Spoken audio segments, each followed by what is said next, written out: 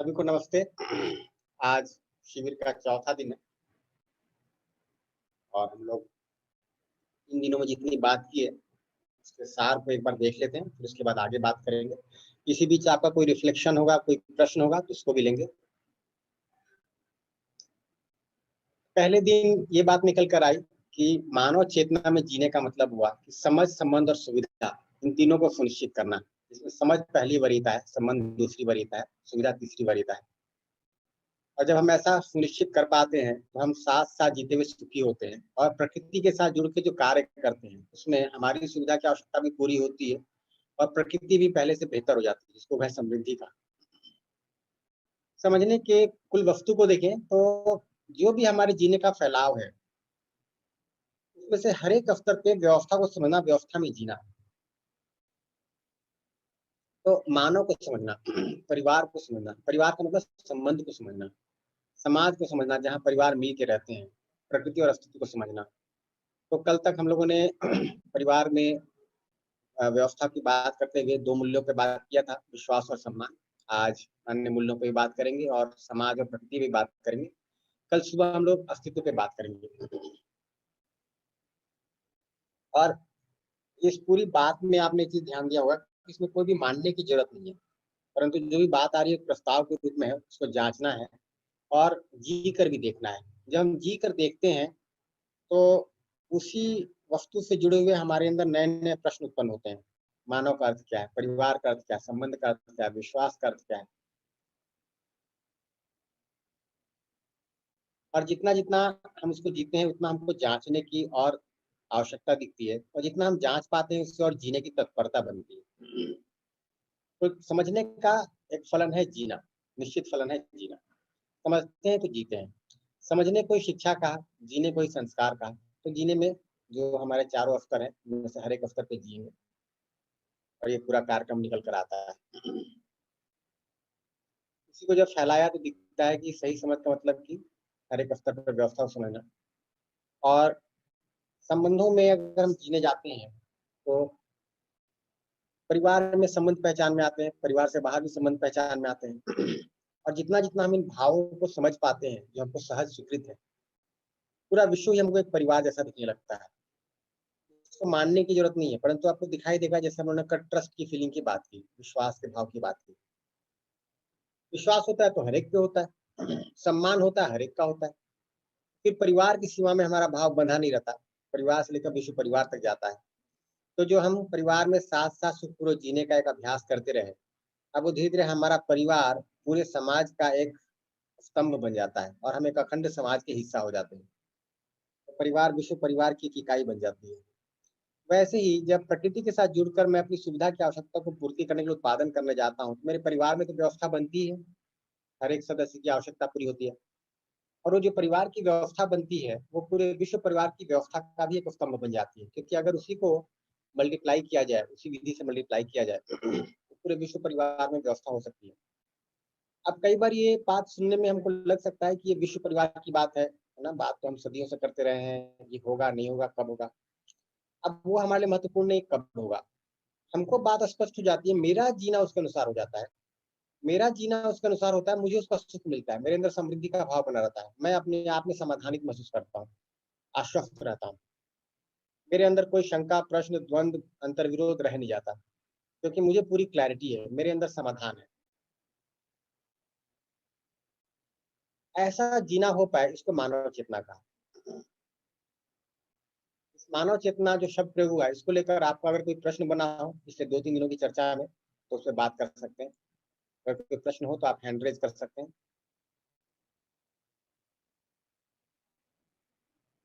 तो ऐसा ट्रांसफॉर्मेशन हो जाए, ऐसा परिमार्जन हो जाए, ताकि मनुष्य ये जो सिर्फ सुविधा के दायरे में जीने में लगा हुआ है, उससे आगे निकल कर इस पूरे फैलाव में जी पाए।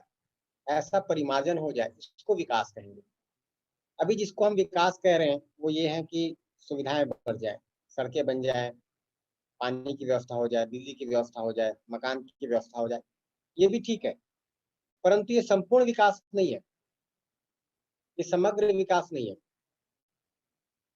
सड़कें बढ़ जाए और उसके कारण क्राइम बढ़ जाए,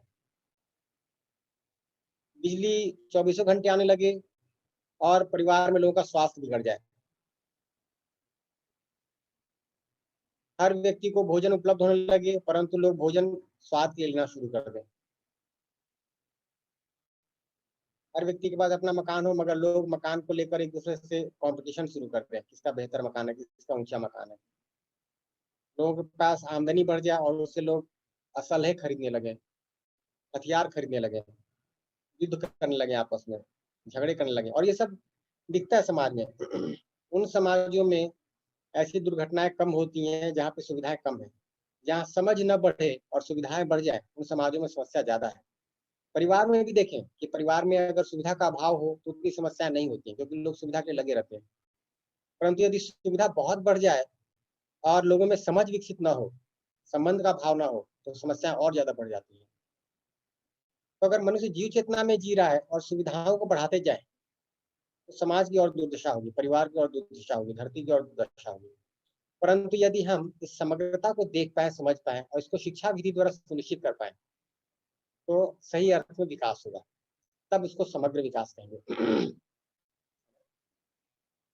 एक बार एक स्टूडेंट से बात हो रही थी, उसका नाम था विकास। उससे पूछा गया, भाई बताओ विकास का क्या मतलब है। उसने कहा सोच के थोड़ा कि विकास मतलब बढ़ना। उन्होंने पूछा क्या बढ़ना।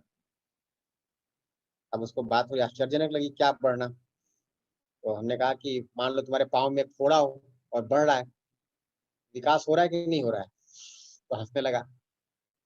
अभी ऐसा ही है, अभी हम विकास के नाम पे बहुत कुछ करते रहते हैं, बट वो समाज में फोड़े की तरफ बढ़ रहा है, परिवार में फोड़े की तरफ बढ़ रहा है, हमको लगता है विकास हो रहा है। जैसे अभी आप देखें, आज से 25-30 साल पहले कुछ ही घरों में टीवी था। मुझे ध्यान है 80s में तो ब्लैक एंड टीवी हुआ करते थे और मोहल्ले में किसी किसी के यहाँ हुआ करते थे। 90s में लगभग सब घरों में टीवी आ गए और कई घरों में कलर टीवी आ गए। और उसके बाद अगर इसी सदी में देखें तो हर घर में टीवी हो गया और हर हाथ में मोबाइल हो गया। अभी हर किसी के पास डुअल सिम का मोबाइल हो गया है। परंतु अगर हम देखें कि आपस में कम्युनिकेशन की क्वालिटी का क्या हुआ है, कितना हम कम्युनिकेट कर पा रहे, कितना शेयर कर पा रहे एक दूसरे के साथ, तो आपको दिखा शेयरिंग घटी है। जैसे एक परिवार को लें, ऐसा परिवार जिसमें टीवी ना हो, फिर एक ऐसा परिवार हो जिसमें एक कमरे में टीवी हो, और एक ऐसा परिवार हो जिसमें हर कमरे में टीवी हो। क्या लगता है किस परिवार में कम्युनिकेशन ज्यादा होगा? क्या लगता है? जिसमें कोई टीवी ना हो वहाँ कम्युनिकेशन ज्यादा होगा, जिसमें हर कमरे में टीवी हो वहाँ जिस घर में कम्युनिकेशन टीवी नहीं होगी वहाँ कम्युनिकेशन ज्यादा होगा सर। ज्यादा कम्युनिकेशन जहाँ होगा। पर समझ होगी वहाँ जी, कम्युनिकेशन होगा। अगर टीवी नहीं होगी तो भले ही समझ ना हो, कम्युनिकेशन तो होगा, लड़ेंगे झगड़ेंगे, मगर टीवी में नहीं डूबे रहेंगे, है ना। आपस में बातें करेंगे। देखिए, ऐसा नहीं कि टीवी ना हो, मैं ऐसा नहीं कह रहा हूँ कि घर में टीवी ना हो, टीवी हो, बट टीवी का हम सदुपयोग करता है। टीवी से हमें बाकी समाज के बारे में, दुनिया के बारे में जानकारी मिलती है, इतना ठीक है। बट उससे अगर हमारा आपस में संवाद प्रभावित हो रहा है तो ये ठीक नहीं है। मोबाइल हो ठीक है, अभी देखिए ना, ये कंप्यूटर के माध्यम से, मोबाइल के माध्यम से हम सभी दूर बैठे किसी से कम्युनिकेशन कर पा रहे हैं। बट कम्युनिकेशन का कंटेंट कुछ सार्थक हो तब तो ये कम्युनिकेशन भी सार्थक होगा। कमलेश जी कह रहे हैं जिस घर में एक टीवी हो। कमलेश जी की बात को सुनते हैं, कहना चाहें अगर तो। अभी इसके माध्यम से हम एक दूसरे से कम्युनिकेट कर पा रहे हैं, बट यदि इसके सदुपयोग सुनिश्चित न हो तो ऐसा भी हो सकता है कि इस पे बहुत सारे गलत मैसेज फैले, समाज में गलत मैसेज जाए, आपस में संबंध खराब हो जाए। तो देखने की बात है कि सिर्फ सुविधा को बढ़ाते रहने से क्या हमारे संबंध अच्छे हो जाएंगे? क्या सुविधा को बढ़ाते रहने से हमारा सुख बढ़ जाएगा? अगर नहीं तो फिर हम विकास को सिर्फ सुविधा के दायरे में कैसे सीमित कर सकते हैं? फिर तो हमें विकास के अर्थ में इन तीनों के लिए काम करना जरूरी है, समझ के लिए भी, संबंध के लिए भी, सुविधा के लिए। जी कमलेश जी कुछ कह रहे थे। जी सर, नमस्कार। नमस्ते। जी जी, हाँ सर, इसलिए मैंने सर एक टीवी लिखा, हमारे मन में वो आया, और कई घरों में चूंकि जाता भी हूँ, तो अगर एक टीवी रहेगा तो कई बार क्या होता है कि जैसे अब आजकल मोबाइल सबके पास में है, तो अपने अपने कमरे में बैठ के मोबाइल में घुसा हुआ है, और एक कमरे में टीवी है तो समाचार सुनना है, कुछ करना, तो इस बहाने कम से कम अगर वहाँ पे लोग एकत्रित होंगे, परिवार के लोग, तो आपस में कम से कम कुछ ना कुछ संवाद करेंगे और एक दूसरे के भाव को समझेंगे। ये तुलना तो ठीक है। मेरे यदि टीवी नहीं होगा तो भी साथ में बैठेंगे, टीवी नहीं तब सामने होगा तो टीवी में जो दिखाया जा रहा है उसको लेके बातें करेंगे। टीवी जी सामने नहीं लेकिन होगा जी जी जी लेकिन टीवी आजकल क्या सामने, मोबाइल में बहुत ज्यादा लोग घुस जाते हैं सर, पूरा समय मोबाइल में चला जाता है। बिल्कुल बिल्कुल, है ना। जी जी। और वो बहुत परिवार में इतना ज्यादा गैप बढ़ा देता है कि लोग महीनों संवाद नहीं कर पाते एक कमरे में रह के, एक मकान में रह के। जी, आज परिवार की स्थिति ये हो चुकी है सर। तो आपस में जी संवाद तो बहुत जरूरी है ना। जी जी जी। प्रक्रिया के बारे में हमने बात किया था, इस पूरे जो वर्कशॉप की प्रक्रिया है, जो समझ की प्रक्रिया है, कि कोई भी बात हमारे सामने आती है वो एक प्रस्ताव है। तो जो इस वर्कशॉप में आपके सामने बात आ रही है ये भी प्रस्ताव है, जो अन्य किसी स्रोत से सामने आए वो भी एक प्रस्ताव है, उसको भी हम मान न ले, जांचे। यहाँ जो बात कही जा रही है उसको हम जांचे, माने नहीं। और कैसे जांचेंगे? अपने अधिकार पे जांचेंगे। जब हम जांचने जाते हैं तो हमको अपनी एक सहज स्वीकृति दिखाई देती है।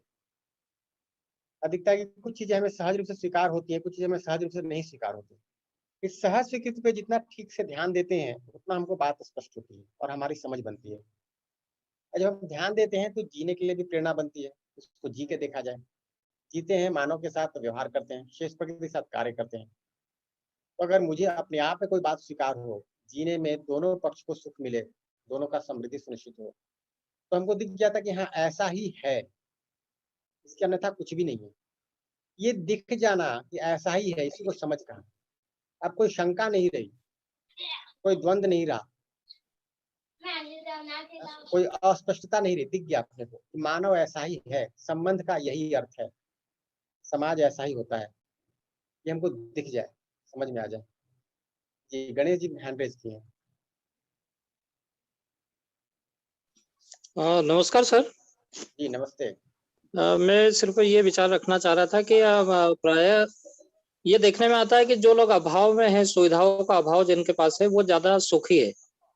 तो वो अभी आपकी बात से ये क्लियर हो गया कि वहाँ उनके बीच में यदि समझ है और सुविधाओं का अभाव भी है तब भी वो सुखी रह सकते हैं। ये तो जो दूसरी बात कही आपने महत्वपूर्ण है, समझ जी है। परंतु देखिए, समझ के साथ सुविधाओं का अभाव भी क्यों होगा? अगर समझ जी होगी ना तो सुविधा की आवश्यकता को पूरा भी कर लेंगे। तो ऐसा नहीं कहा जा रहा है कि अभाव में जिए, अभाव जी ना हो, परंतु हम इतना भी संग्रह ना कर लें जिसकी आवश्यकता ना हो, और उस संग्रह को बनाए रखने, बचाए रखने में ही हमारी सारी ऊर्जा चली जाए। अभी देखिए ज्यादातर घरों में ऐसा होने लगा है कि एक समय था जी जब सुविधा का अभाव था, फिर कमाने लगे, फिर कमाते कमाते एक सीमा आ जाती जब दिख जाता कि पर्याप्त हो गया, परंतु आदमी करे क्या? तो आदमी को लगता है कि भाई और कुछ नहीं कर सकते तो सुविधा ही कमाओ। फिर जी अगर आपने बहुत ज्यादा सुविधा कमा के रख दिया परिवार में, तो पता चला कि बच्चे गैर जिम्मेदार हो गए, क्योंकि आपके ऊपर बहुत ज्यादा डिपेंडेंट हो गए, है ना। जी बच्चे गैर जिम्मेदार हो गए तो संबंध बिगड़ने लगे, फिर उसी सुविधा के लिए परिवार में झगड़ा फसाद शुरू हो गया। तो पहले एक अभाव लगता है, फिर दिखता पर्याप्त हो गया, फिर जब संग्रह में चले जाते हैं तो दिखता न तो सुख बना, न तो संबंध ठीक हुए, और न किसी के अंदर समृद्धि का भाव आया। अभी कई परिवारों में ऐसी स्थिति दिखने लगी है। तो अगर हम सुविधा की आवश्यकता को समझ लें, उसमें किसी कार्यक्रम बनाएंगे। बेशक मैं तो कहता हूँ कि हम सभी एक काम कर सकते हैं कि अभी से लेकर पूरी शरीर यात्रा में उसकी जो भी हम सीमाएं सोच लें, है ना, हमको कुल सुविधा की कितनी आवश्यकता है उसका एक आकलन किया जा सकता है, और अपने लिए आकलन कर लें, है ना, और बच्चों के लिए सही शिक्षा की व्यवस्था कर दें। ये आवश्यक नहीं कि बच्चों के लिए हम बहुत सारा संग्रह करके रखें, इतना कर दें ताकि बच्चे सुशिक्षित हो जाएं, संस्कार उनको ठीक से मिल जाए। हर व्यक्ति अपनी आवश्यकता से अधिक उत्पादन कर ही सकता है, तो बच्चे भी अपने लिए उत्पादन कर लेंगे। अगर इस विधि से आकलन करेंगे तो हमको सुविधा की आवश्यकता और स्पष्ट हो जाती है, कितना पर्याप्त है। फिर हमको दिखता है कि ये जो शेष समय बच गया जीवन काल में, उसको कहाँ लगाना है, कैसे लगाना है, तो उसको संबंध के लिए लगाएंगे, समझ के लिए लगाएंगे, हम ठीक से तय कर लेंगे। अदरवाइज हम सुविधाओं में लगे रह जाते हैं। बात ठीक है? जी सर, जी, बहुत अच्छा। धन्यवाद। तो हम प्रस्ताव के रूप में ले सकते हैं, इसको अपने आप में जांच सकते हैं और जी कर देख सकते हैं, जिससे हमको दिखता है हाँ ऐसा ही है, यही समझ है।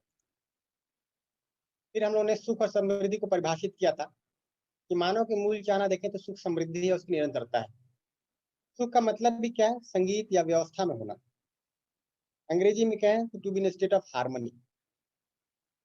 तो मेरे अंदर हार्मनी हो, मेरे विचारों में कोई अंतर्द्वंद अंतर विरोध ना हो, लय हो, सामंजस्य हो, मेरा एक विचार दूसरे विचार के विरोध में ना आ जाता हो, मैं अपने आप में तनाव में न रहता हूँ। वैसे ही अगर संबंधों में देखें, संबंधों में हार्मनी हो, इसको सुख का जीने के हर स्तर पर हमको हार्मनी सुनिश्चित हो जाए। और समृद्धि का मतलब कि सुविधा की आवश्यकता से अधिक की उपलब्धि और उत्पादन का भाव हो जाए। फिर हम लोगों ने मानव में संगीत अर्थात व्यवस्था को समझने का काम किया और देखा कि मैं और शरीर के बीच अस्तित्व कैसा है। ध्यान में आया कि मानव का मतलब दो तरह की इकाइयों का सहअस्तित्व, एक शरीर और एक मैं। तो शरीर एक जड़ इकाई जिसकी हर आवश्यकता जड़, पूरा करने की विधि जड़, क्रियाएं जड़, उसके निर्वाह की प्रक्रिया भी जड़। मैं एक चैतन्य इकाई हूँ, मेरी आवश्यकता चैतन्य रूप में है, पूर्ति चैतन्य वस्तु से होती है, सही समझ सही भाव। क्रियाएं भी चैतन्य है, निरंतर है, और उसकी जो प्रक्रिया है वो भी चैतन्य है, जिसमें जानना मानना शामिल है। तो मैं एक चैतन्य इकाई हूँ, शरीर एक जड़ इकाई है। ये आपसे मैं पूछता हूँ, आप लोग चैट में रिस्पॉन्ड कर सकते हैं। ये जो पिछले 2 दिनों में हमने चर्चा की, उसमें आपका अपने प्रति जो एक दृष्टि रहा है मानव के रूप में अपने आप को देखने का। अब जब मैं और शरीर दो तरह की वस्तुओं की बात हुई, मैं एक चैतन्य इकाई, शरीर एक जड़ इकाई, तो आपकी अपने प्रति जो दृष्टि है उसमें कोई परिवर्तन आया कि नहीं? उसमें हाँ या ना लिख के जवाब दे सकते हैं चैट बॉक्स में। राजन जी कह रहे हैं आया जी, अभय जी कह रहे हैं आया, दीप्ति जी कह रही हैं आया, सत्य जी कह रहे हैं बहुत अच्छा, जी कह रहे हैं। ये मौलिक बात है, कोई भी बात समझने जाएंगे ना तो समझने वाला चूंकि मैं हूं, तो मुझे मैं के बारे में तो क्लियरली समझ में आनी चाहिए बात। ये शब्द जो है, ये मैं क्या है, अगर इसी पे कंफ्यूजन है तो बाकी जो कुछ भी समझने का प्रयास करें उसमें कंफ्यूजन रहेगा ही। और मैं को समझने जाए तो पहले मानव को समझेंगे, फिर मानव में मुख्य इकाई मैं है, ये बात ध्यान में आएगी, तो फिर मैं को समझेंगे। तो इस सेल्फ को, मैं को समझना एक मौलिक बात है। ये जब तक क्लियर नहीं होता तब तक अपने आप को शरीर मान के जीते हैं और जीने में सब चूकें होती रहती हैं। अगर आप देखिए तो जितनी बात आगे हो रही है, जैसे आपने अपने को शरीर माना, सुविधा को सुख माना, वहां फंस गए। संबंध को शरीर के आधार पर माना, वहां फंस गए। समाज के लिए कोई योजना बनाई, सबको शरीर मानकर वहां फंस गए। प्रकृति के साथ जीने गए, अपने आप को शरीर मानकर वहां फंस गए। तो ये दिख पाना कि मानव के होने में दो तरह की इकाइयां शामिल है, और मैं एक चैतन्य इकाई हूँ, ये शरीर का भाग नहीं हो सकता। एक चैतन्य इकाई शरीर का भाग तो हो नहीं सकती, जड़ इकाई का भाग तो हो नहीं सकती, जड़ इकाई चैतन्य का भाग नहीं हो सकता। जी, बालवीर जी ने हैंड रेज किया है।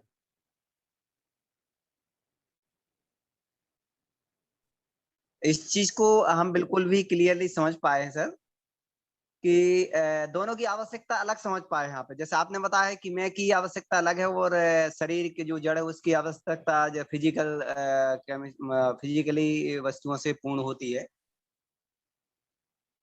जी सर, आवाज आ रही मेरी?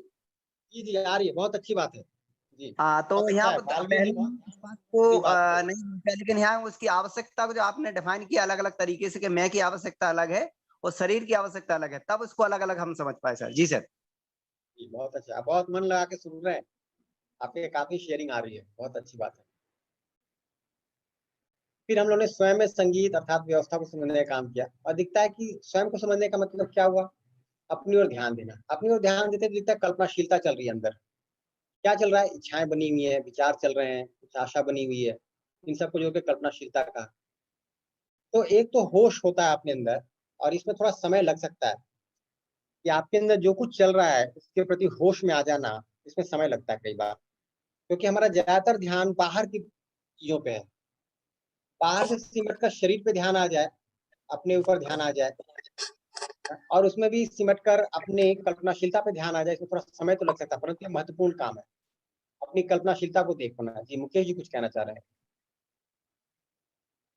सर ये आशा और इच्छा क्या होती है, थोड़ा सा अंतर बता दीजिए। इच्छा मतलब मैं कुछ होना चाहता हूँ, ये इच्छा है। मैं सुखी होना चाहता हूँ, समृद्ध होना चाहता हूँ, या मान्यताओं के आधार पर कुछ अगर इच्छा बन गई, मैं पैसे वाला होना चाहता हूँ, मैं यशस्वी होना चाहता हूँ, है ना। कुछ होना चाहते हैं, ये इच्छा है। कैसे होगा, ये विचार है। और बाहर कुछ हो जाए ताकि मैं सुखी हो जाऊं, लोग मुझे इज्जत दे दें, सम्मान कर दें, मेरा कोई पैर छू ले, मुझे कोई तमगा मिल जाए, कोई रिवॉर्ड मिल जाए, पद मिल जाए, धन मिल जाए, मैं फलानी वस्तु पालूं, ये जो बाहर से कुछ मिल जाए, ये आशा है। धन्यवाद सर। जी, राजेंद्र जी कुछ कहना चाह रहे हैं। डॉक्टर साहब नमस्कार। सबसे पहले तो मैं ये कहना चाह रहा हूँ कि अभी जब आपने एक बात कही तो मेरे मन में एक बात आ गई तुरंत। आपने कहा कि बलबीर आपके बहुत सारे थॉट्स आ रहे हैं तो आप चीजों को बहुत अच्छे से समझ पा रहे हो। मैंने महसूस किया है कि जब मेरा शुरुआती दौर था आज से 5 साल पहले का, तो मैं बातों से बहुत ध्यान लोगों का खींचने की कोशिश करता था। मतलब मेरे को लगता था कि एक सभा में मेरा प्रभाव स्थापित हो। पर धीरे धीरे जब जब मैं समझने के दौर में चल रहा हूँ और धीरे धीरे जब क्लियरिटी आ रही है, तो मेरा मन बोलने का नहीं हो रहा, अब चुप रहने का हो रहा है। तो क्या बहुत सारे लोग जब चुप रहते हैं तो क्या उसके कोई अर्थ निकाले जाने चाहिए? पहला प्रश्न ये है। दूसरा ये है कि जब भी आप कोई बात कहते हैं तो मैं ऐसा समझता हूं कि हम प्रॉब्लम को मतलब ढूंढ पा रहे हैं कि प्रॉब्लम कहाँ पर है। और जैसे ही प्रॉब्लम समझ में आता है तो हमको लगता है कि जीने का रास्ता सरल हो गया। मतलब समस्या को पहचानना सबसे इम्पोर्टेंट है। जब आपने कहा कि साहब जैसे चाहना और इच्छा क्या है, और जब आपने एक गहराई से उसको समझाया तो हमको समझ में, अब हम जब भी आगे बढ़ रहे हैं या कुछ सोच रहे हैं तो ये मन में आ जाता है विचार कि ये चाहना है कि इच्छा है। और जैसे ही लगता है कि ये मेरी चाहना नहीं है, ये मेरी सहज स्वीकृति नहीं है, तो तुरंत हमको आंसर आ जाता है और हमारे मन से वो इच्छा का विचार चला जाता है। तो ये दो बातें मेरे मन में हैं कि पहला, हम प्रॉब्लम को आइडेंटिफाई करने की बात कर रहे हैं क्या, कि आप ठीक से समझो कि प्रॉब्लम है कहां पर। पहले हम कहते थे कि एक युद्ध खुद के विरुद्ध, लेकिन अब क्या हो रहा है कि ये युद्ध नहीं है खुद के विरुद्ध, बल्कि चीजों को समझना है ठीक से और आगे बढ़ना है। और दूसरा, जैसे ही चीजें समझ में आती, और मैं बहुत सारे कोटेशंस भी पहले पढ़ता था कि अंतिम जो स्थिति है वो शांत होने की, आप शांति हो जाओगे जब आपको सारी बात समझ में आ जाएगी। और ये बात मैंने महसूस भी की है कि जब जब आप कोई बात करते हो तो ऐसे लग रहा है कि अरे क्या है, कितना अद्भुत है। लेकिन मैं देखता हूं कि जब भी 5 7 10 दिन हो जाते हैं और बातें समझ में आ जाती हैं तो ऐसे लगने लगता है कि नॉर्मल है। तो ये एक्चुअली क्या है, मतलब बोलना और शांत होना क्या है, जैसा मैं जी समझ जी रहा हूँ वो क्या है, थोड़ा इसके बारे में बताएं। जी। तो मैं थोड़ा तो एक इसको क्लैरिफाई कर दूं कि मैंने बालवीर जी को नहीं कहा कि आप समझ रहे हैं, मैंने कहा आप बहुत मन लगा के सुन रहे हैं। अगर आप ध्यान दें, समझने की बात मैंने की कि मन लगा कर सुन रहे हैं, है ना, तो ध्यान दे रहे हैं, ये अच्छी बात है। तो जैसे रिस्पॉन्स आता है ना, तो सबको पता लगता है कि ध्यान से मेरी बात आप तक पहुंच रही कि नहीं पहुंच रही। ये बात ठीक है। जब मैं समझ पाता हूँ तो मैं अपने अंदर समाधानित होता हूँ। जब मैं समाधानित होता हूँ तो फिर मैं आवश्यकता अनुसार अपने आप को व्यक्त करता हूँ। तो संवाद की स्थिति में जब मैं समझने के क्रम में हूँ तो दोनों स्थितियां बन सकती हैं। अगर मुझे कोई बात नहीं समझ में आ रही तो मैं प्रश्न करता हूँ, कोई बात समझ में आ रही है तो मैं उसको शेयर भी करता हूँ, और नहीं भी शेयर करता, मुझे समझ में आ गई, बहुत अच्छी बात है। दोनों ही संभावना हो सकती है। तो ये तो निश्चित है कि समझने से स्वयं में तृप्ति होती है ना। और जब स्वयं में तृप्ति होती है तो फिर वो संबंधों में उभय तृप्ति के अर्थ में, उभय सुख के अर्थ में उसका निर्वहन होता है। तो जो शांत होना है वो तो है ही, कि जितना जितना मैं समझूंगा उतना उतना मेरे विचारों में शांति आएगी, उतना उतना मेरी इच्छाओं में निश्चितता आएगी, और वो सहज रूप से मेरे आचरण में जाएगा। उसको कई बार हम भाषा में व्यक्त भी करते हैं, कई बार नहीं भी करते हैं, आवश्यकता अनुसार। अगर व्यक्त करने से उभय सुख होता है तो व्यक्त करते हैं, अगर व्यक्त नहीं करने से उभय सुख होता है तो व्यक्त नहीं करते हैं। दोनों ही संभावनाएं हैं। ठीक है, राजेंद्र जी ने बात रखी थी ना। जी सर जी, ठीक है। बात ठीक ठीक चली गई जी। Okay sir. तो कल्पनाशीलता के स्रोत को देखें तो 3 तरह के स्रोत दिखाई देते हैं। एक तो हमारी मान्यताएं हैं, जो हमने मान लिया है बहुत सारी चीजों को जांचे बगैर। दूसरा संवेदना है, जो शरीर से आती है, जैसे हमारी ज्ञानेंद्रियां हैं, उनसे हमको सूचना मिलती है।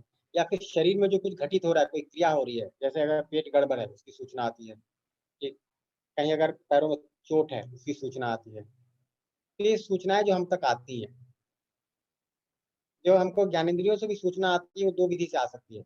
मानव के साथ व्यवहार करते हुए आ सकती है, किसी ने कोई शब्द कहा, कोई अपशब्द हमने सुना तो उसकी एक सूचना आती है, या ठंड लग रही है उसकी सूचना आ रही है, गर्मी लग रही है उसकी सूचना आ रही है।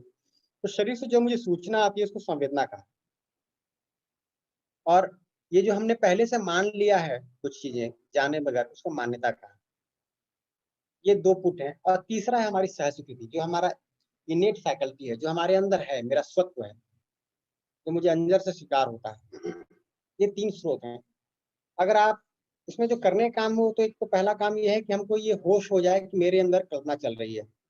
दूसरा, जो कल्पनाशीलता में चल रहा है उसके प्रति होश हो जाए। ये हमको दिख जाए कि जो भी मेरा व्यवहार कार्य है इसी कल्पनाशीलता में जो कुछ चल रहा है उसके आधार पर ही होने वाला है। तीसरा, हमको इसकी जो तीन स्रोत हैं वो दिख जाए। और फिर हम इसमें अगर आगे काम कर पाए तो ये सुनिश्चित कर पाए कि हमारे अंदर जो भी कल्पनाशीलता चल रही है वो सहज स्वीकृति के आधार पर ही चल रही है, संवेदना या मान्यता के आधार पर नहीं। ये अपने आप में हो जाए तो मैं स्वतंत्र हो पाता हूँ। तब मेरे में समझ की पूर्णता होती है। तो समझ के आधार पर पूरी कल्पनाशीलता व्यवस्थित होती है, संगीतमय होती है। और इस क्रम में बहुत सारी मान्यताओं का मूल्यांकन भी होता है। जैसे हमारे अंदर बहुत सारी मान्यताएं बनी हुई है, उन मान्यताओं पर जितना जितना ध्यान देंगे उतना उतना पाएंगे कि वो मूल्यांकित होती जाती है। और लेयर बाय लेयर बहुत सारी आपको मान्यताएं दिखाई देंगी। जितना हम लोग आगे चर्चा कर रहे हैं ना, जैसे ट्रस्ट को लेकर किया, रिस्पेक्ट को लेकर किया, परंतु ये वांछनीय है, ये हमारी एक वांछित स्थिति है। अल्टीमेटली मेरा विकास यही है कि मेरी पूरी कल्पनाशीलता समझ के आधार पर चले। बाकी सब कुछ इसके अर्थ में है, उपलब्धि यही है। ये न हो शरीर के स्तर पर हम कुछ उपलब्ध कर लें, सुविधा के स्तर पर कर लें और ये रह जाए तो काम पूरा नहीं हुआ। ऐसा होता है तो मैं निरंतर सुखपूर्वक जी पाता हूँ। फिर हमने शरीर के साथ मैं की व्यवस्था पे बात किया, जिससे समृद्धि और स्वास्थ्य समझ में आया। तो दिखता है कि मेरे अंदर शरीर के प्रति जिम्मेदारी का भाव होता है, क्योंकि मुझे दिखता है कि शरीर एक साधन है मेरा। और जब ऐसा मेरे अंदर भाव होता है तो मैं सुविधा की आवश्यकता को बहुत बारीकी से पहचान पाता हूँ। भोजन क्या है, किसको भोजन कहें, किसको भोजन नहीं कहेंगे। मजे की बात है, 5000 साल के इतिहास में मनुष्य अभी तक अगर समाज की स्थिति को देखें, अपने भोजन को नहीं समझ पाया कि भोजन क्या है, जिसको हम रोज लेते हैं। किसको भोजन कहें, किसको भोजन नहीं कहेंगे। इनफैक्ट इस पे हम लोग थोड़ा और समझेंगे आज कि जब तक प्रकृति हमको पूरी समझ में ना आए, भोजन भी समझ में नहीं आता। किसको कपड़ा कहेंगे, मकान कहेंगे, है ना, किसको साधन कहेंगे, और इसकी आवश्यकता कितनी है। तो ध्यान से देखने दिखता है कि जो भी हमारे शरीर की आवश्यकता होती है, तीन ही कारणों से होती है। पोषण के अर्थ में, संरक्षण के अर्थ में, सदुपयोग के अर्थ में। पोषण के अर्थ में भोजन की जरूरत है, थोड़ा एरो यहाँ लगना था। पोषण के अर्थ में भोजन की जरूरत है, संरक्षण के अर्थ में कपड़ा मकान की जरूरत है, सदुपयोग के अर्थ में साधन की जरूरत है। और इनकी सब मात्रा सीमित दिखाई देगी। इसका जो नेचुरल आउटकम है वो स्वास्थ्य है, कि जब मेरे अंदर ऐसी जिम्मेदारी का भाव होता है तो शरीर मेरा स्वस्थ रहता है, तो मेरे अनुसार कार्य करता है। मैं चाहता हूँ उठूं, बैठूं, चलूं, काम करूं, शरीर कर पड़ता है। और उसके साथ एक और बात होती है कि मेरे शरीर के सभी अंग प्रत्यंगों के बीच में हार्मनी होती है, व्यवस्था होती है, लय होता है। मेरा हार्ट ठीक से काम कर रहा है, किडनी ठीक से काम कर रहा है, लीवर ठीक से काम कर रहा है। अभी स्थिति ये हो गई है कि जिस तरह से अभी बच्चों का तनाव पूर्वक जीना हो रहा है, जिस तरह की शिक्षा बना दी है, 30s आते आते बहुत सारे बच्चे शुगर की बीमारी के शिकार हो जा रहे हैं, हार्ट की ट्रबल शुरू हो जा रही है, 40s में आते थे हार्ट ट्रबल शुरू हो जा रही है। इसका मतलब कि अभी हम इस बात को ठीक से सुनिश्चित नहीं कर पा रहे। तो यहाँ से दो महत्वपूर्ण निष्कर्ष निकलते हैं। तो समृद्धि के लिए क्या कार्यक्रम होगा, दूसरा स्वास्थ्य के लिए क्या कार्यक्रम होगा। तो समृद्धि के लिए दिखता है कि जो आवश्यक सुविधा है उसकी ठीक से पहचान हो जाए, तो जो हमको दिख जाएगा कि तीन ही मद है, तीन ही कारण है जिससे सुविधा की जरूरत है, उसको ठीक ठीक पहचान पाते हैं। यहाँ करने योग्य काम ये है, हम सभी अपने घर में जितनी भी सुविधाएं हैं उनका एक बार अवलोकन करें और ये देखें उसमें कितनी सुविधाएं शरीर के पोषण के अर्थ में है, कितनी संरक्षण के अर्थ में है, कितनी सदुपयोग के अर्थ में है और कितनी उससे अन्यथा है। ये करने का काम है। अगर आप उसको ठीक ठीक करने जाएंगे ना तो घर में बहुत सारी सुविधाएं दिखाई देंगी जो अन्यथा है, यानी या तो उसकी आवश्यकता ही नहीं है, वो अनावश्यक वस्तु है, या आवश्यकता से बहुत अधिक है। ऐसा भी दिख सकता है। इसको हम आकलन करेंगे तो ऐसा दिखाई देगा। तो आवश्यक सुविधा से अधिक की उपलब्धि या उत्पादन का भाव हो जाए, है ना, ये समृद्धि है। तो इसलिए दो काम करने होंगे। एक तो आवश्यक सुविधा का निर्धारण हो जाए जो सही समझ से हो पाता है, दूसरे उससे अधिक की उपलब्धि और उत्पादन को सुनिश्चित कर पाए जो सही हुनर से होता है, जिससे उनको भौतिक रासायनिक वस्तुओं के बारे में अध्ययन करना होता है, उनको पूरा करना होता है, उत्पादन करना होता है। हम समृद्ध हैं कि दरिद्र हैं, इस बात से पता लगता है कि मेरे अंदर भाव क्या है। दूसरे के पोषण करने का भाव है या शोषण करने का भाव है, सदुपयोग करने का भाव है या संग्रह करने का भाव है। संग्रह करने का भाव है तो यानी दरिद्र महसूस कर रहे हैं, सदुपयोग करने का भाव है समृद्धि महसूस कर रहे हैं। तो अगर हम स्वास्थ्य के लिए कार्यक्रम देखें तो दिखता है कि 4 प्रकार के कार्यक्रम है। आहार विहार, यानी ठीक से भोजन लें और शरीर का ध्यान रखें।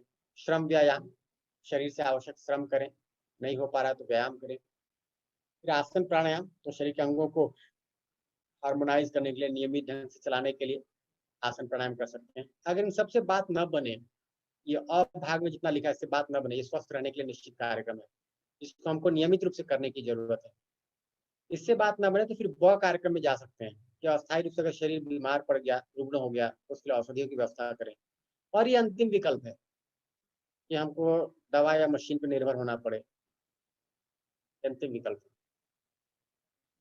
इसके बाद हम लोगों ने प्रकृति परिवार में संगीत यानी व्यवस्था की बात की। उन्होंने परिवार में जैसे ध्यान देते हैं तो संबंध ध्यान में आते हैं। संबंध दिखता है कि मैं का मैं से है, तो जब हमने मानव को समझा मैं और शरीर के अस्तित्व के रूप में, तो संबंध भी दिखता है मैं का मैं से है। शरीर साधन है मेरे लिए भी, अगले व्यक्ति के लिए भी। ये भाव भी कहाँ है, मुझ में है, अगले व्यक्ति में है। ठीक है, मैं आपसे इस बीच में एक प्रश्न पूछ लेता हूँ, आप लोग चैट बॉक्स में रिस्पॉन्ड करिए कि जितनी हम लोगों ने चर्चा की अभी तक, उससे आपके अंदर समृद्धि के भाव में कोई शिफ्ट हुआ कि नहीं, उसको हाँ या ना कह के जवाब दे सकते हैं। समृद्धि के भाव में, जी राजेंद्र जी ने हाँ कहा है। समृद्धि के भाव में कोई शिफ्ट हुआ कि नहीं, अभय जी कह रहे हैं, दीप्ति जी कह रही है, मुकेश जी कह रहे हैं, बहुत अच्छा। रमेश जी कह रहे हैं, कमलेश जी कह रहे हैं। मजे की बात यह है कि जिस समृद्धि को हम बहुत सारा सुविधा संग्रह करके भी सुनिश्चित नहीं कर पाते थे या नहीं कर पाते, उसको हम बैठे बैठे पूरा कर लेते हैं सिर्फ समझ से। इतना महत्वपूर्ण मुद्दा है ये समझने का। शायद उदाहरण आया होगा, मैं उसको नहीं तो रिपीट कर देता हूँ कि हम लोग कहीं कानपुर में एक कानपुर यूनिवर्सिटी के बच्चों के साथ शिविर कर रहे थे। ब्रेक का टाइम था, टी ब्रेक था, सभी लोग चाय पी रहे थे। तो बच्चों से पूछ लिया गया, भाई बताओ कितने चाय से एक कप भर जाएगा। तो एक बच्चे ने कहा 350 ml कैलकुलेट करके। उन्होंने कहा बहुत अच्छी बात है, बट आपने ये देखा कि कप तभी भरेगा जब उसमें पेंदी लगा हुआ है।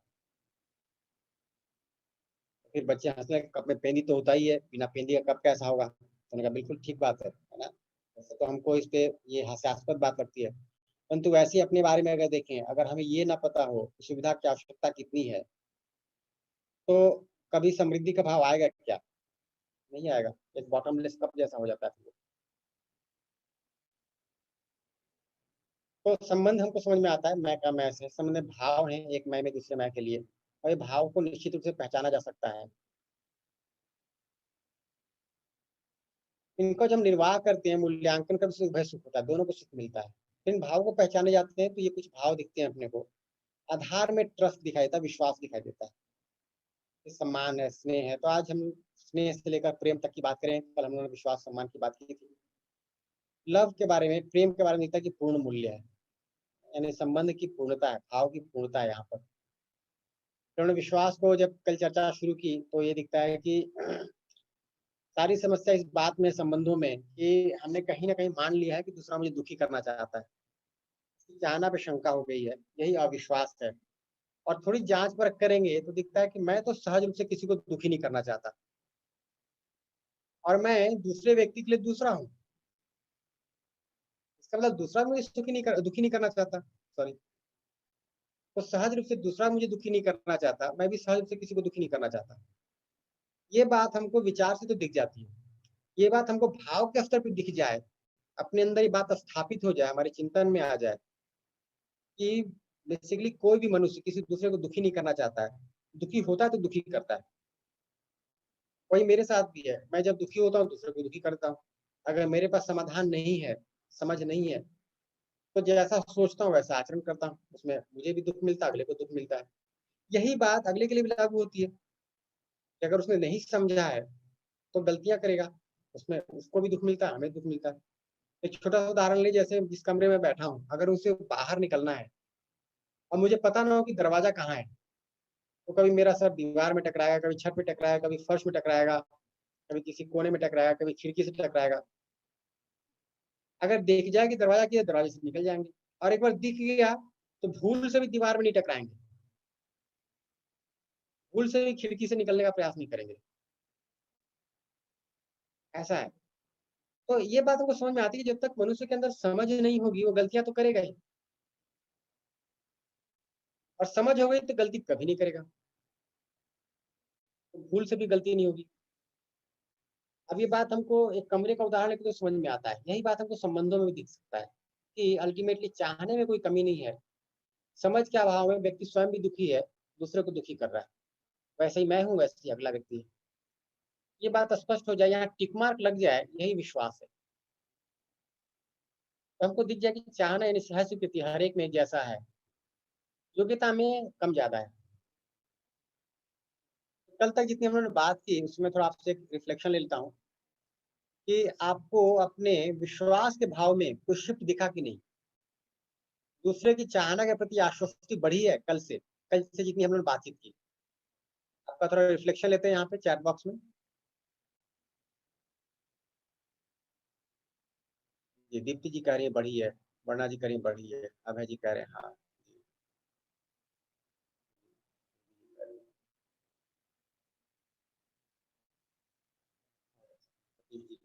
जी कह रहे हैं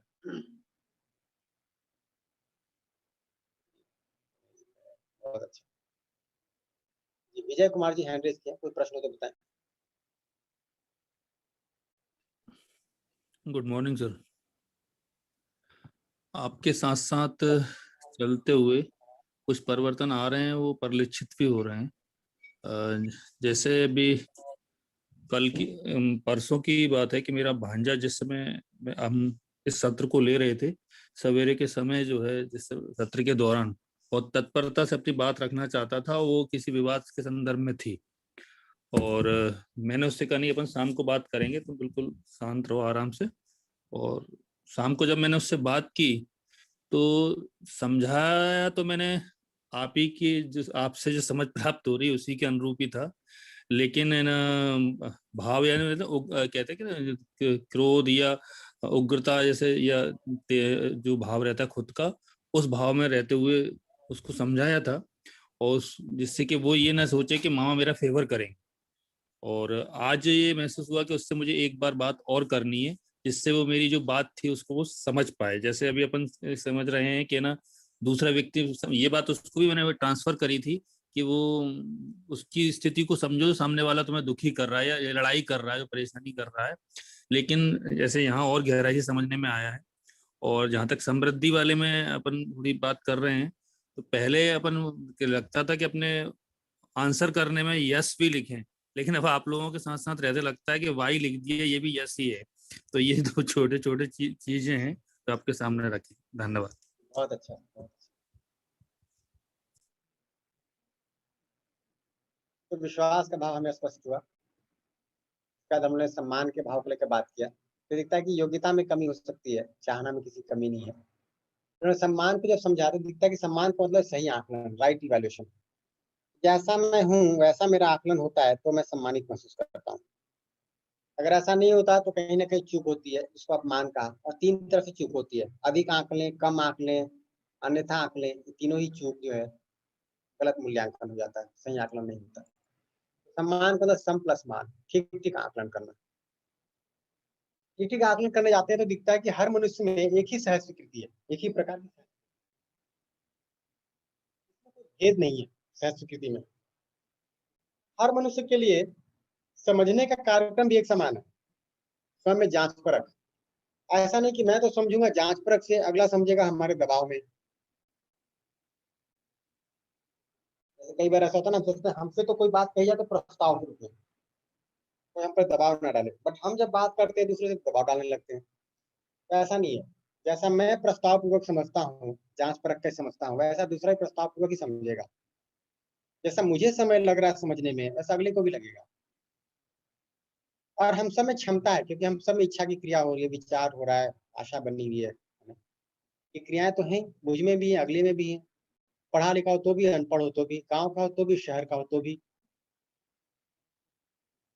इस युग का हो तो भी, पिछले समय का हो तो भी। जी डॉक्टर साहब थोड़ा इसको स्पष्ट करें, हमारी क्षमता समान है।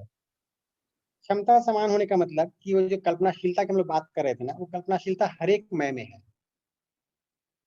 इच्छा की क्रिया हर एक मय में है, विचार की क्रिया हर एक मय में है, आशा की क्रिया हर एक मय में है। नहीं, इच्छा की क्रिया तो सब में है और कल्पनाशीलता सब में है, बट जो एक्शन का लेवल है, जी क्षमता जब दिखती है वो कब दिखती है? एक्शन के लेवल पर दिखती है कि कौन कितना कर पाया। तो क्या हम इसको कल्पनाशीलता मान रहे हैं क्षमता को, या एक्शन को देख रहे हैं? एक्शन जो है वो योग्यता है। ओके। तो आपकी कल्पनाशीलता का कितना विकास हुआ है, ये आपकी योग्यता है। ठीक है। इच्छा का कितना विकास हुआ है, विचार का कितना विकास हुआ है, आशा कितना विकास हुआ, क्रिया तो है ही अपने आप में, पर विकास कितने, से अभी हम लोग वर्कशॉप कर रहे हैं, है ना। अब अगर ठीक से देखें तो हमारी इसमें इच्छा विकसित हो रही है है ना, विचार हमारा विकसित हो रहा है, फैल रहा है, अब हम ठीक से देख पा रहे हैं चीजों को, आशा विकसित हो रही है, तो हमारी कल्पनाशीलता विकसित हो रही है, तो हमारी योग्यता बढ़ रही है। क्षमता तो हमें पहले भी थी, आज भी है, आगे भी होगी। जो नहीं वर्कशॉप में, उनमें भी वो क्षमता है। तो क्षमता हर मनुष्य में एक समान है। जी। तो बालवीर जी कुछ कहना चाह रहे हैं, अनीता जी कुछ कह रही हैं। हाँ। जी सर, सम्मान के उसमें मैं थोड़ा और समझना चाहूंगा कि जैसे मैंने कोई वर्क किया और मेरे कार्य के आधार पर मुझे पुरस्कृत किया गया और पुरस्कार मुझे दिया गया, लेकिन मुझसे और बहुत सारे लोग जुड़े हुए हैं, लगे शायद उनके लिए उनकी नजर में मैं सम्मानित नहीं हूँ कि शायद इनको इस प्रकार का इनने ऐसा किया नहीं है, उनको लगता है कि ऐसा नहीं हुआ है लेकिन इनको सम्मानित किया जा रहा। तो फिर कैसे मानेंगे कि ये सम्मान हुआ? क्योंकि हम यहाँ पे सहज स्वीकृति वाली बात कर रहे हैं कि वो जो सभी के लिए समान हो, मतलब किसी भी तरह से मतलब अपमान का भाव ना हो, तो वो सम्मान है। देखिए, अगर हम चाहना को देखें तो अभी भी हम एक दूसरे को सम्मानित करना तो चाहते ही हैं, परंतु जिस तरह जितना समझ पाते हैं उसके अनुसार योजना कार्यक्रम बनाते हैं। तो समाज में किसी ने कोई कार्य किया, उसको हम सम्मानित करते हैं कि हाँ हमने सम्मानित किया, मतलब उसका हमने सही आकलन समाज के सामने प्रस्तुत किया, किसी व्यक्ति ने कुछ सार्थक किया है। अब अगर हमारे आकलन में चूक हो गई, यानी हमें समझ की कमी है, इतना ही है। परंतु हम समाज में कोई सार्थक काम करे, कोई श्रेष्ठ कार्य करे, तो चाहेंगे कि इसकी सूचना समाज में जाए, तो उसको सम्मानित करते हैं, यानी उसका जो सही आकलन है समाज के सामने प्रस्तुत करते हैं। तो उसमें कुल मिला के ये समझ आया कि यदि मान के चलो ठीक है आपको मंच पे सम्मान है, लेकिन बहुत सारे लोगों को मैसेज है कि शायद उनको ठीक नहीं लगा, तो वो सही से आकलन नहीं हुआ। वही तो ऐसा हो ये सकता है कि तो आकलन में भेद हो सकता है। हम एक तरह से आकलन करते हैं, अगला दूसरे तरह से आकलन करता है।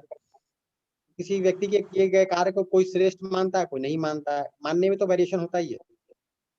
और ये भी हो सकता है कि श्रेष्ठ कार्य नहीं है, फिर भी अपनी मानना के आधार पर उनको एक प्रकार से समाज के सामने प्रदर्शित किया जा रहा है, ये भी हो सकता है। तो ये सारे वेरिएशन हो सकता है, जीने में तो पूरा वेरिएशन दिखता ही है। इन तीन आयाम में कोई वेरिएशन नहीं है, लक्ष्य में, कार्यक्रम में, क्षमता में। तो ऐसा मतलब मेरा भाव ये है कि ऐसा किस प्रकार का कार्य के वो सर्वमान हो, तो वो शायद सर्वमान हो तो वो फिर सम्मान की दृष्टि में ही आएगा वो फिर। देखिए, जो कार्य सर्वमान्य होगा वो तो सही समझ, सही भाव को सुनिश्चित करना होगा। जैसे अगर किसी व्यक्ति में सही समझ हो, सही भाव हो, उसका व्यवहार कार्य सही हो, तो सभी स्वीकारते हैं, सहज रूप से स्वीकारेंगे कि नहीं। जी जी बिल्कुल जी, थैंक यू सर। अनीता जी मैं एक बात करना जिज्ञासा चाह है रहा सर, एक था। एक एक एक जिज्ञासा है। सर बोलूं क्या सर? जी अच्छा ठीक है, सुधीर जी कह लें, फिर अनीता जी कहेंगे, फिर रमेश जी। जी सर, मैं थोड़ा सा कंफ्यूजन में आ गया हूँ समझ को लेके कि अभी जैसे यहाँ पर अपने 50-60 लोग जुड़े हुए हैं, तो उनको तो आपका सानिध्य मिल गया तो एक समझ विकसित हो गई। अब हम अपने जगह पर तो अकेले ही हैं। अब हम जब लोगों के साथ लोक में व्यवहार करते हैं तो वहां समझ का अभाव हो सकता है। तो एक मतलब क्या कहूं मैं, ना समझो कि अगर संख्या बहुत अधिक होगी तो उनकी नजर में तो हम ना समझ होंगे, और हमारी नजर में वो ना समझे तो उनके साथ व्यवहार कैसे सर बन पाएगा? कुछ मतलब ये बहुत ही वैलिड प्रश्न है। देखिए, उसमें होता ये है ना कि हम अपने आप को समझदार कह के समाज में नहीं जाते। इनफैक्ट आप देखिए तो हम में से किसी व्यक्ति ने अपने आप को समझदार नहीं कहा है। हम सभी जांचने समझने के क्रम में हैं। तो हम जब जाते हैं समाज के सामने बिना, तो हम कहते हैं हम भी समझने के क्रम में हैं, और जितनी बात समझ पा रहे हो उतना आपके सामने रख रहे हैं, प्रस्ताव पूरा रख देंगे। इसको जांचने और जीने के क्रम में भी मैं लगा हुआ हूँ। तो इस विधि से क्या हुआ, एक संबंध का भाव भी बनता है और दूसरा व्यक्ति हमसे समझने के लिए तत्पर भी हो पाता है। जैसे हम कहते हैं कि मैं समझदार हूँ, वैसे अगला व्यक्ति कहता है अच्छा तुम ही समझदार हो, हम क्यों नहीं है, और फिर वहां पे विवाद शुरू हो जाएगा। इनफैक्ट इस बात की आवश्यकता ही नहीं है कि हम क्लेम करें कि मैं समझदार हूँ। हम समझ के प्रस्ताव को रख दें और अगले को समझने में सहयोग करें। और जो कल पूरकता की बात हो रही थी, अभी आगे निष्कर्ष निकलता है कि ये पूर्ण सम्मान है, हम एक दूसरे के पूरक हैं, ये पूरकता का भाव निकल कर आता है। तो साथ साथ जीते हुए जब दो लोग साथ साथ जी रहे हैं और दोनों में ही ये तीनों तो समान है, लक्ष्य, कार्यक्रम, क्षमता, परंतु योग्यता समान नहीं है, तो ये कार्यक्रम निकल कर आता है। यदि दूसरा मुझसे अधिक समझदार, अधिक जिम्मेदार है, तो मैं उसे समझने के लिए तत्पर रहता हूँ। अगर मैं ज्यादा समझदार, जिम्मेदार हूँ, तो जिम्मेदारी पूर्वक जीता हूँ उसके साथ पहले। तो जो आपने बात कही ना, तो ऐसा नहीं कि मैं समाज में जाके सीधे लोगों को समझाना शुरू करूंगा। इनफैक्ट ये एक सुझाव भी हम सभी के लिए कि कम से कम 4-6 महीने तो अपने ऊपर ठीक से काम किया जाए, ताकि लोगों को हमारे जीने में वो एक परिमार्जन दिखाई दे, हमारे व्यवहार में, हमारे काम करने के तरीके में, शरीर के रख रखाव में, खान पान में, रहन सहन में, है ना, भाषा में। जब वो दिखता है तो दूसरा व्यक्ति हमसे आश्वस्त होता है। तो दूसरे के साथ जिम्मेदारी पूर्वक जीना ये बहुत महत्वपूर्ण बात है। तब जाकर दूसरा हमसे समझने के लिए तत्पर होता है। जब वो तत्पर होता है तब मेरी बात को प्रस्ताव के रूप में ले पाता है, आश्वस्त हो पाता है, जांच पाता है। और यही साथ साथ जीने का कार्यक्रम है, कॉम्प्लीमेंटैरिटी है, ये पूरकता है, ये पूर्ण सम्मान है। तीन तीन आयाम में तो हर व्यक्ति मेरे जैसा है। योग्यता में वेरिएशन है, उस योग्यता में वेरिएशन के साथ मैं एक पूरकता के अर्थ में कार्यक्रम बना पाता हूँ।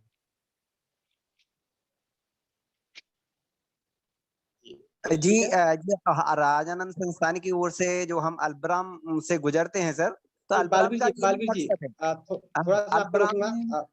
बालवीर जी 1 मिनट, अनीता जी ने अनम्यूट किया हुआ है काफी देर से, अनीता जी को सुनते हैं अभी। जी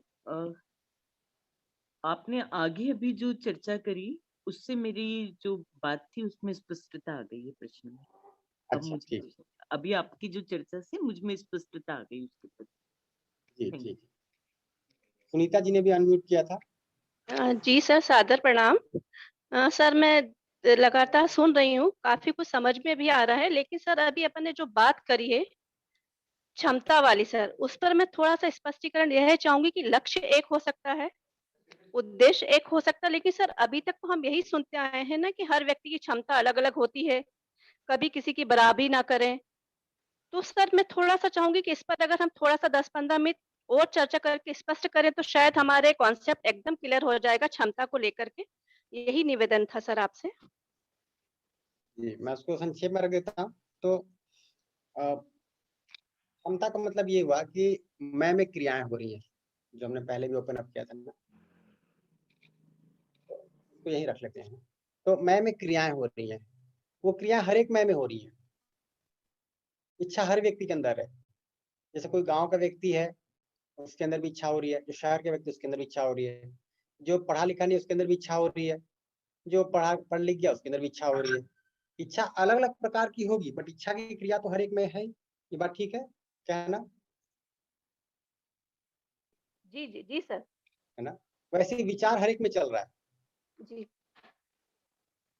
हो सकता है कि यदि कोई व्यक्ति डॉक्टर हो तो उसको डॉक्टर के पेशे से जुड़ा विचार चल रहा है, कोई व्यक्ति घर बनाने के मुद्दे से जुड़ा विचार चल रहा है, कोई घर में भोजन बनाता हो भोजन को लेकर विचार चल रहा है, विचार हर एक में से चल रहा है।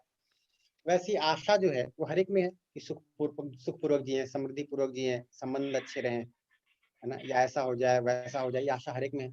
तो क्रिया के रूप में देखें तो क्रिया तो हर एक में विद्यमान है, यही क्षमता है। उस क्रिया को मैं कहाँ लगा रहा हूँ, तो कहते हैं कल्पनाशीलता को मैं किस बात पर केंद्रित कर रहा हूँ, वो अलग अलग हो सकता है। तो कोई डॉक्टर है तो हो सकता है इलाज की व्यवस्था के ऊपर ध्यान दे रहा है, कोई घर बनाने वाला है, वो घर को बेहतर बनाने से ध्यान दे रहा है। कोई खेती किसानी करने वाला है, वो खेती को बेहतर बनाने के लिए ध्यान दे रहा है। तो जहाँ ध्यान देंगे उसके अनुसार हमारी योग्यता बढ़ेगी। तो किसान जितने अच्छे से खेती कर सकता है, एक डॉक्टर नहीं कर पाएगा। एक डॉक्टर जितने अच्छे से सर्जरी कर सकता है, वो किसान नहीं कर पाएगा। तो योग्यता अलग अलग हो गई सबकी, बट क्षमता में तो कोई कमी नहीं रही। बात जी ठीक सर, है? जी सर। अब स्पष्ट हुआ सर कि बिल्कुल केंद्रीय भाव से आपका तात्पर्य था कि हर केंद्रीय भाव के आधार पर हमको कैसे हम आगे बढ़ सकते हैं सर। धन्यवाद सर। जी। थोड़ा सा और क्लैरिफाई कर दूं, केंद्रीय भावना में क्रिया की बात कर रहा हूँ। उस क्रिया को देखना शुरू करें, इच्छा की क्रिया है कि नहीं, विचार क्रिया है कि नहीं, आशा क्रिया है कि नहीं, और हर एक में जी सर, थैंक यू सर। जी बालवीर जी कुछ कह रहे थे, मैंने रोक दिया था। जी सर, हमारे आचार्य जी ने जो विचार रखा था तो वही हम कह रहे हैं कि हम जो अल्पराम की प्रक्रिया से गुजरते हैं, तो जब हम दूसरों के सामने जाते हैं तो हम प्रस्ताव के रूप में ही रखते हैं कि शायद हमने अपने आप को जिया है और हमने ये अनुभव किया है और हम अपने अनुभव को आपके साथ शेयर कर रहे हैं। तो हम किसी पे थोप नहीं रहे हैं कि आप इसके लिए जियो, लेकिन आप अपने आप में अनुभव करें तब इसको स्वीकार करें। यही इसी की प्रक्रिया है ब्राह्म की। जी सर। ठीक है, बहुत अच्छा। तो ये सम्मान के साथ हमको दिखता है, पूरकता दिखती है। तो ये दिखता है कि मेरी अपनी एक स्थिति है जो यहाँ पे मान लीजिए दिखाया गया है।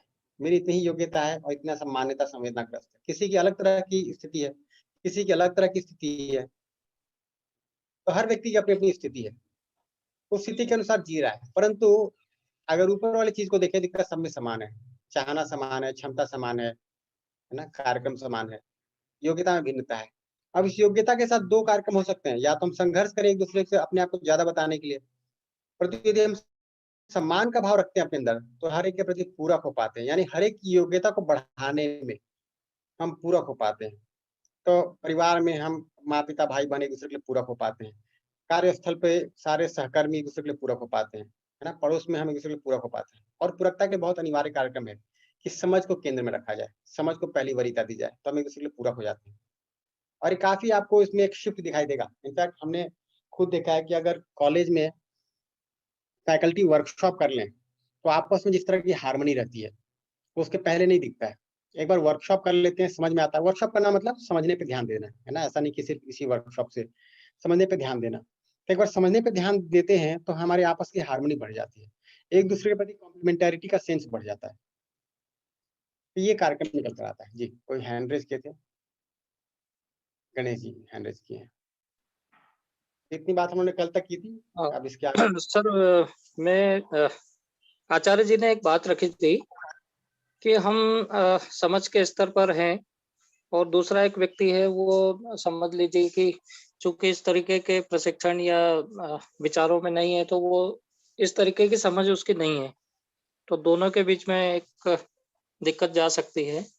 लेकिन मैं यहाँ पर एक विचार मेरा आ रहा है कि बहुत सारे लोग अप्रशिक्षित है, जिन्होंने कोई शिक्षा ग्रहण नहीं की है।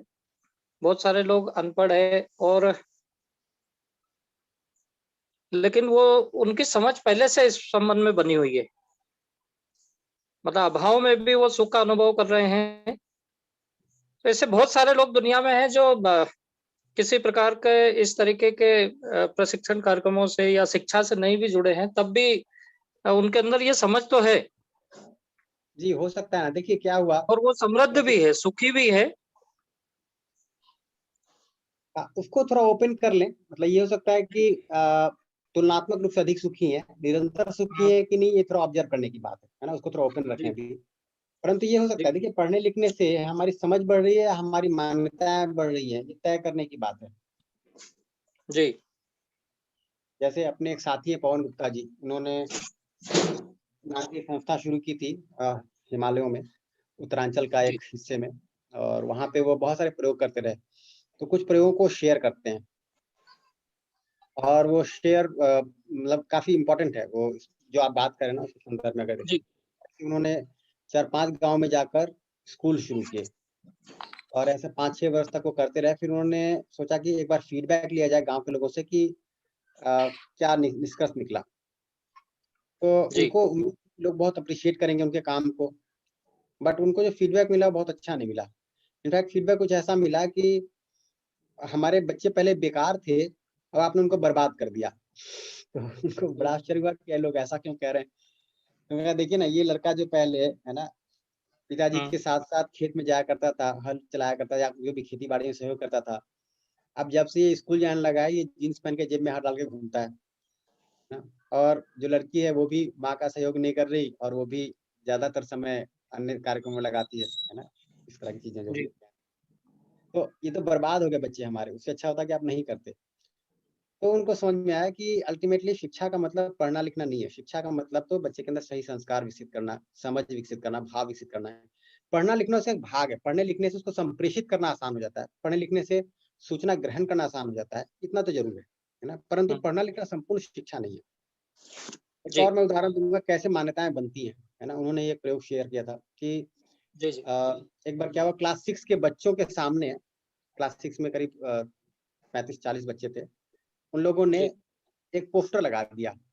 पहले आपको ध्यान होगा 90s में एक पोस्टर बनता था डिग शूटिंग का, जिसमें एक लड़का लड़की सूट बूट पहने हुए हैं और पोस्टर लगा दिया गया दीवार पे और जी बच्चों से कहा गया कि आप इसके बारे में 10 वाक्य लिखिए घर जाकर और कल लेकर आइएगा।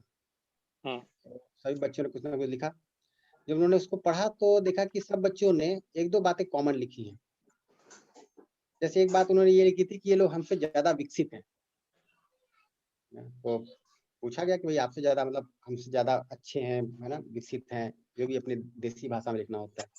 उसे पूछा गया बताओ आप लोगों ने ऐसा क्यों लिखा है कि आपसे ज्यादा विकसित हैं? तो उन्होंने कहा, अरे सर हमारे कपड़े देखिए, इनके कपड़े देखिए, है ना, हमारे कपड़े कितने थोड़े उस तरह से दिख रहे हैं, देहाती जैसे दिख रहे हैं, और इनके कपड़े देखिए कितने क्रीज्ड हैं, अच्छे हैं, और ऐसे कपड़े पहनते हैं तो अंग्रेजी भाषा भी बोलते होंगे, हमें तो नहीं आती।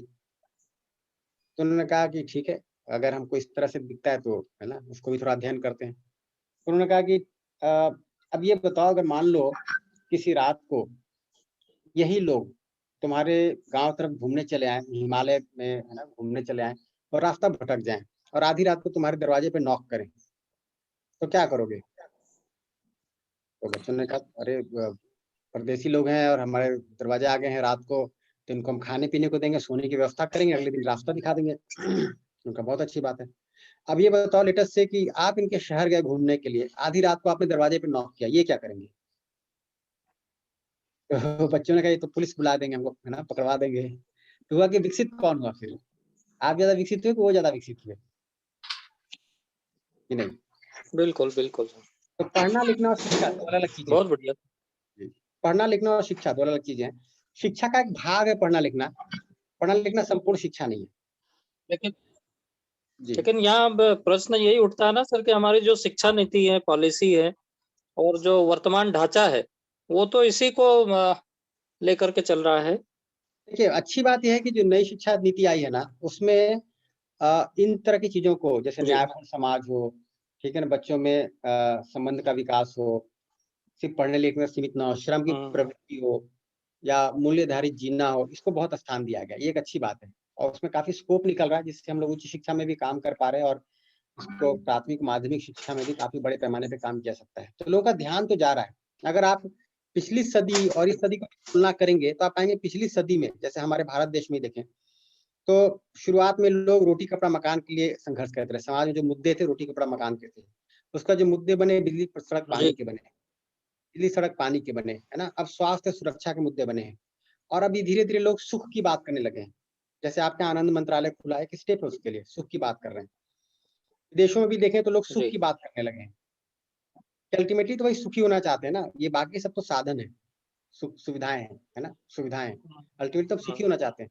तो वर्ल्ड ओवर आप देखें तो सुख की बात होने लगी है। भूटान में 2008 में सरकार ने इंडेक्स डिक्लेयर किया, gross happiness, gross national happiness, GNH, gross national happiness index, GNH. तो जीडीपी की नहीं, हम जीएनएच की बात करेंगे। अभी देखिए विश्व में हर साल देशों की एक सूची बनाई जाती है, और बात है कि सूची अपने ढंग से, मापदंड उनके अपने ढंग से बने होते हैं, परंतु लोग देश में सुख कितना है उसका आकलन किया जाता है। तो अब लोगों का ध्यान तो जा रहा है ना, आगे बढ़कर धीरे, और उस पर ध्यान देना ही पड़ेगा, आज नहीं तो कल हमें वहां पे आना ही पड़ेगा। अभी सुख के साथ साथ सस्टेनेबिलिटी की बात हो रही है। अभी बच्चे ये प्रश्न कर रहे हैं कि जिस तरह से आप लोग विकास को माने हुए हैं, इस तरह से धरती हमारे लिए जीने लायक बचेगी कि नहीं बचेगी आज से 10 साल बाद, 20 साल बाद, है ना। तो बच्चे प्रश्न कर रहे हैं कि आपको क्या अधिकार है कि आप धरती को खुद कंज्यूम कर लें और हमारे लिए नष्ट कर दें। वर्ल्ड ओवर रिवॉल्यूशंस भी हो रहे हैं, बच्चे जो ग्रेटा थनबर्ग की एक आती है न्यूज है ना, तो इस तरह के बच्चे प्रश्न कर रहे हैं, तो लोगों का ध्यान तो जा रहा है। जी आज ही एक भाषण में खबर है कि बच्चों ने एक खदान के प्रदूषण के ऊपर से प्रश्न उठाया और हाई कोर्ट ने जो है उस पर रोक लगा दी। तो आपकी बात से एक चीज क्लियर हुई सर कि भूटान जैसा देश जो है, जिसकी टोटल जीडीपी या संसाधन जो है हमसे बहुत कम है, दूसरे देशों से भी कम है, लेकिन वहाँ ऐसा लगता है कि लोग हैप्पीनेस इंडेक्स में अग्रणी है, तो ज्यादा आनंद से हैं। तो इसका मतलब तो यही हुआ कि उनकी समझ विकसित हो चुकी है।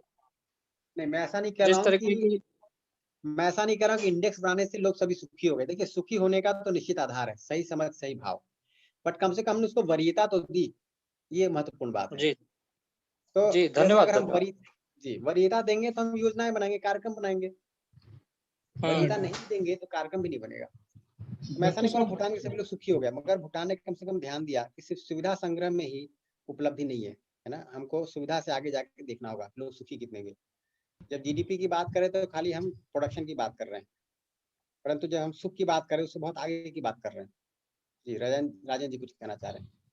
डॉक्टर साहब, इस पूरे जो 4 दिन हो चुका है लगभग, और 4 दिन में एक भी बार आपने खुशी शब्द का उपयोग नहीं किया, लगातार सुख का उपयोग किया है। और हमारे यहाँ लगातार एक डिस्कशन चलता रहता है कि सुख अलग है और खुशी अलग है। और मेरे को ऐसा लग रहा है कि आपका या मेरा जो सुख यहाँ पे जिस पे हम डिस्कशन कर रहे हैं उसमें खुशी का भाव निहित है। तो इस संबंध में आप क्या बोलेंगे? वही खुशी शब्द का जो प्रयोग होता है ना, वो एक टेम्पररी फीलिंग के रूप में होता है कि किसी बात की खुशी हुई, है ना। हम जो बात करें सुख की, वो निरंतरता के अर्थ में है। तो हम निरंतर सुखी रहना चाहते हैं। तो कई बार ऐसा होता है जिसको हम खुशी मानते हैं, एक्साइटमेंट होता है, आवेश होता है। एक क्रिकेट मैच देख रहे हैं, जिस पक्ष से हम बिलोंग करते हैं वो पक्ष जीत गया, खुश हो गए, एक्साइटेड हो गए। जो मूवी देखना चाह रहे थे वही टीवी पे आ गया, खुश हो गए, एक्साइटेड हो गए ना। कोई म्यूजिक पसंद का है वो हमारे कानों में पड़ गया, एक्साइटेड हो गए, खुश हो गए। तो अभी तो उस रूप में ही ज्यादातर शब्द का प्रयोग होता है, इसलिए सुख का प्रयोग कर रहे हैं क्योंकि इसमें निरंतरता है, निश्चितता है, सार्वभौमिकता है। क्या निरंतर खुश रहना सुख है?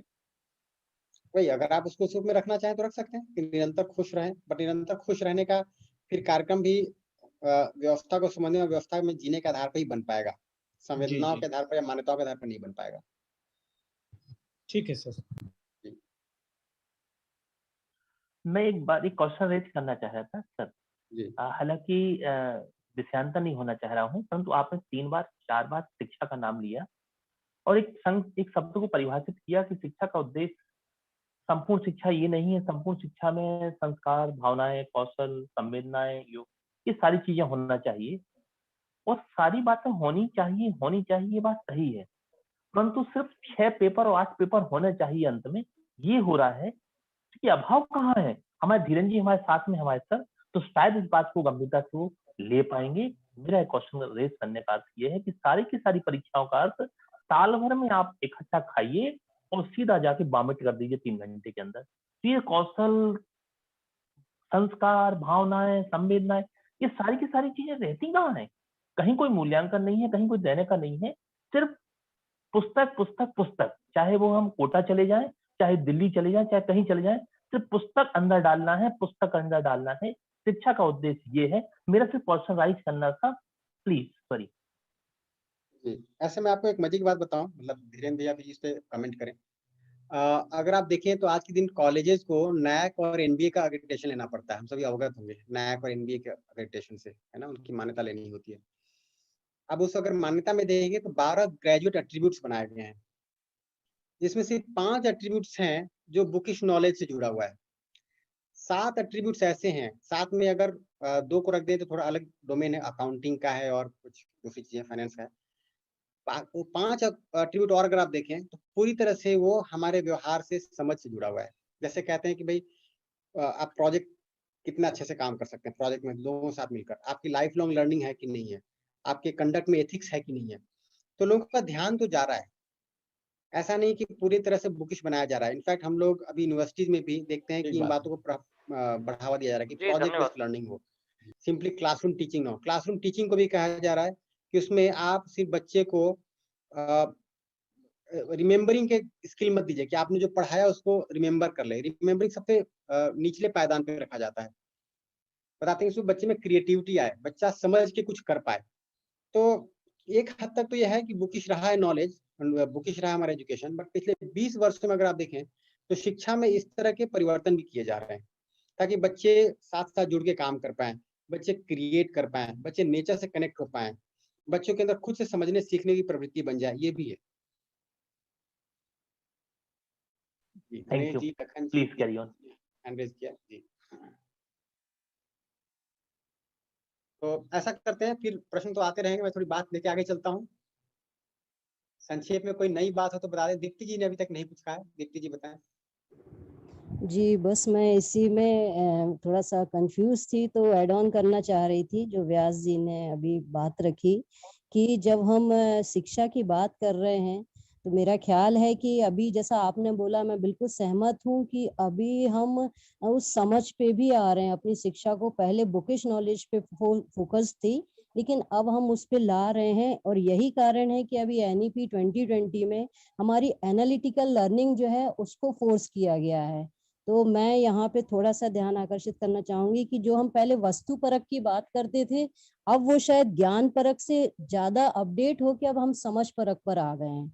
तो अगर हम बात करें कि पहले हम पूछते थे कि असहयोग आंदोलन कब हुआ था, तो बच्चा आंसर देता था, हम 1 नंबर दे देते थे। लेकिन अब अगर हम बात करें एनालिटिकल लर्निंग की, तो हम बोलते हैं कि असहयोग आंदोलन यदि नहीं होता तो क्या होता।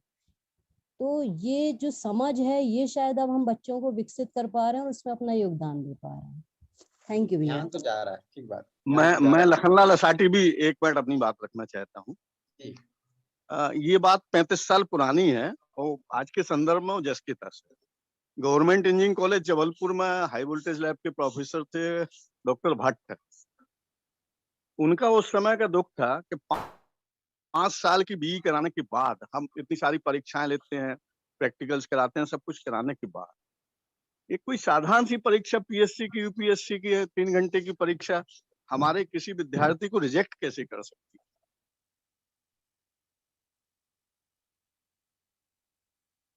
जी जी, ठीक बात। इसलिए अभी आज के दिन लाइफ लॉन्ग लर्निंग की बात हो रही है, कंटिन्यूअस असेसमेंट की बात हो रही है। सिर्फ ऐसा नहीं कि सिर्फ एक एंड सेमेस्टर एग्जामिनेशन देकर असेसमेंट हो जाएगा, कंटिन्यूअस असेसमेंट की बात हो रही है।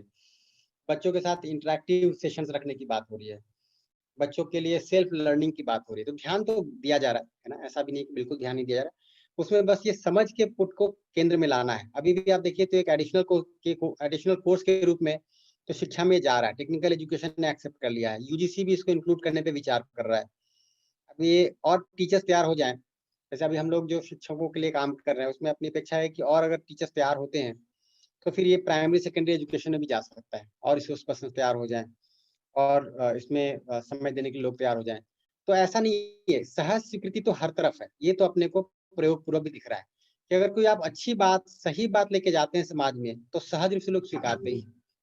इनफैक्ट अभी जितनी आवश्यकता बन गई है या जितना स्वीकृति मिल गया है उतने को पूरा करने के लिए लोग नहीं पूरे पड़ रहे हैं। स्थिति तो इस प्रकार की है कि स्वीकृति तो बन गई है, लोग उसको पूरा कर पाए उस आवश्यकता को, इसकी कमी हो रही है। जी, अब मैं थोड़ा बात को आगे लेके चलता हूँ।